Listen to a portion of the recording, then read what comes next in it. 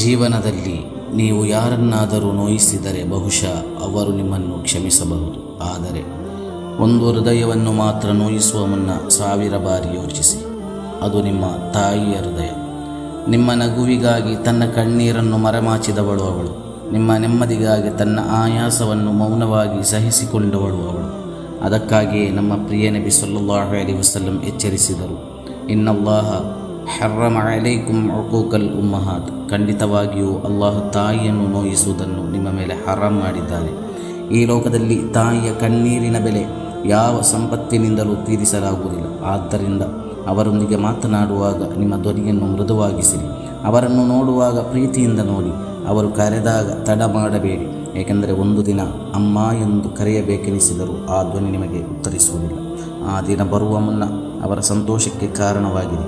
ಅವರ ದುಆವನ್ನು ನಿಮ್ಮ ಜೀವನದ ದೊಡ್ಡ ಸಂಪತ್ತಾಗಿಸಿಕೊಳ್ಳಿ.